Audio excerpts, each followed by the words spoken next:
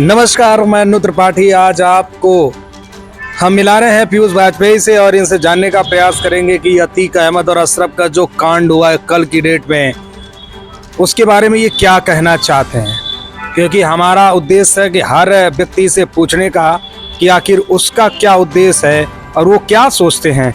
तो पीयूष जी, सबसे पहले तो आपको धन्यवाद हमारे चैनल पर आने के लिए। आप मुझे ये बताइए कि जो अतीक अहमद और अशरफ के साथ में हुआ है उसको आप किस नज़र से देख रहे हैं। धन्यवाद आपका भी। मैं पीयूष, जैसा कि कल आपको ये समाचार मिला है कि अतीक अहमद और उनके भाई की निर्मम हत्या कर दी गई है, तो थोड़ा सा तो गलत हुआ ही है, लेकिन उन्होंने भी कई लोगों के साथ गलत किया था।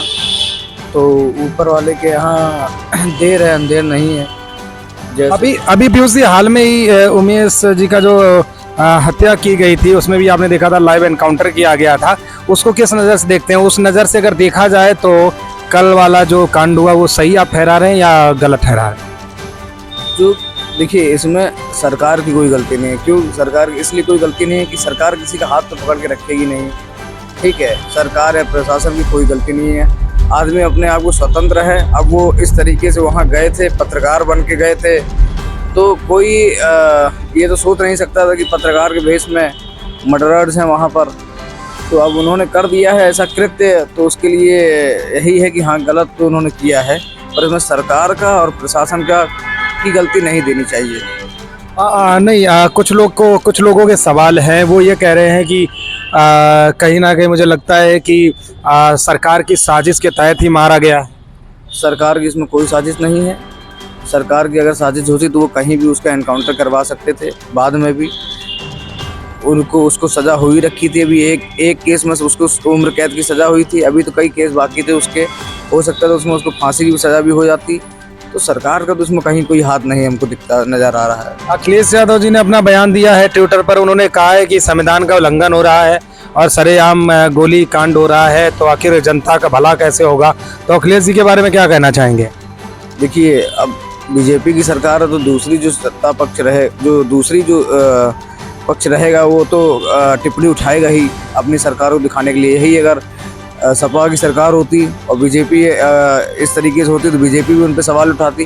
तो ये तो कोई आम बात है, इस तरीके से सरकार उठाया ही करती है। लेकिन नहीं, कुछ ऐसे भी लोग हैं जिनका ये कहना है कि कहीं ना कहीं चुनाव को देखते हुए ये सब कहानी कराई जा रही है और बहुत सारे लोग इसका विरोध कर रहे हैं कि अतीक अहमद को इस तरह से नहीं मारना चाहिए। तो आप ये बताइए कि जैसा कि बहुत सारे ऐसे भी कांड हुए हैं देश में, उन कांड को देखते हुए जो कल का कांड हुआ है, क्या लगता है कि मतलब वो सही ठहराया जाए?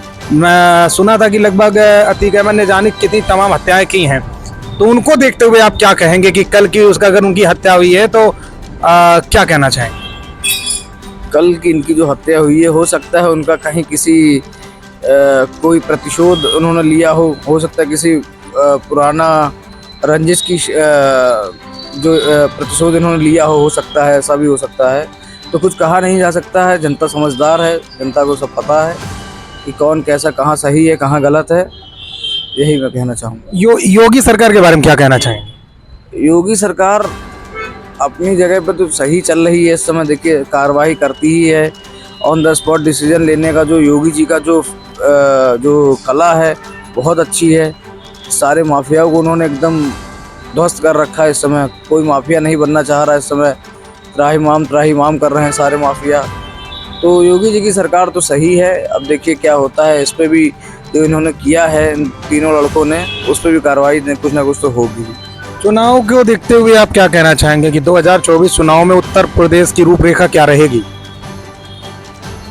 अब देखिए, रहेगी तो बीजेपी ही सरकार दोबारा से। जो जनरल बात है, हर आदमी जान रहा है इस चीज़ को, बीजेपी ही आएगी। बीजेपी कोई ऐसे कार्य नहीं है जो गलत है। अब हर सरकार में कुछ ना कुछ इस तरीके का हुआ करता है। जैसे कि एक बार सपा सरकार में एक साधु था यादव, उसने किया था। तो ये हर सरकार में कुछ ना कुछ होता ही रहता है। इनके यहाँ दंगे भी हुए थे सपा में। अब तो जो सरकार आई, कुछ ना कुछ तो होगा। जीरो टॉलरेंस की इनकी सरकार है, तो उस पर ये खड़े उतर रहे हैं, चल रहे हैं।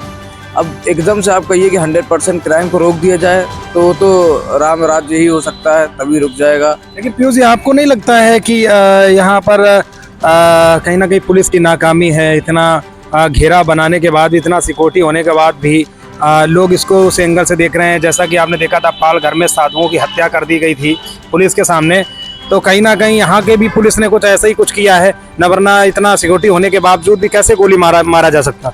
नहीं, पालघर की और इस हत्या में दोनों में बहुत फर्क है। देखिए, वहाँ बीजेपी सरकार नहीं है और वहाँ पे एक ही समुदाय के लोग थे जिन्होंने मारा है। यहाँ पुलिस थी, ठीक है, मीडिया थी और भेष बदल के आए थे। वहाँ कोई भेष बदल के नहीं आए थे, वहाँ वही लोग थे जो एक समुदाय से आते हैं। और यहाँ पे अब वो भेष बदल के आके उन्होंने एकदम से गोली मार दी। अब पुलिस वाले भी तो इंसान है, कोई वो तो है नहीं कि आगे एकदम शक्ति उनके अंदर आ जाएगी, उनको पकड़ लिया उन्होंने तुरंत। जितना उनसे हो पाया था उतना उन्होंने किया। ये आपने भी देखा है, हमने भी देखा है, वीडियो में भी साफ साफ दिखाई दे रहा है। एक इस समय बहुत ज्यादा लड़की का एक हाईलाइट चल रहा है, लोग कह रहे हैं वो विपक्ष की तरफ से छोड़ा गया, कोई शर्मा करके है, उसके बारे में क्या कहना चाहेंगे? हमेशा जहर उगलने का काम करता है, समाज में गलत टिप्पणियां करना और बीजेपी की सरकार के खिलाफ बात करना, इस तरीके के बारे में कुछ कहना चाहेंगे? वो लड़का बेवकूफ़ है एक नंबर का, उसको आदमी को सीरियस नहीं लेना चाहिए। आप ही लोग उसको भी हीरो बनाए रहते हैं, तो ऐसा ना करें। वो सरकार के ऊपर डायरेक्ट टिप्पणी करना एकदम अच्छी बात नहीं है, जैसे कि वो करता है। किसी दिन हमसे मिले, हमसे डिबेट करेगा, तब उनको समझ में आएगा कि क्या किस तरीके से डिबेट होती है, क्या होता है। लेकिन वो सही नहीं है, नहीं करना चाहिए उनको। पीयूष जी, बहुत बहुत धन्यवाद आपको प्रतिक्रिया देने के लिए। तो तमाम दर्शक हमारे जो भी इस वीडियो को देखें, तो पीयूष जी ने जो भी हमसे बात की है तो उसके बारे में कमेंट करके जरूर बताएं और वीडियो को अधिक से अधिक शेयर जरूर करें, जन जन तक इस आवाज़ को जरूर पहुंचाएं। जय हिंद, जय भारत। अनु त्रिपाठी।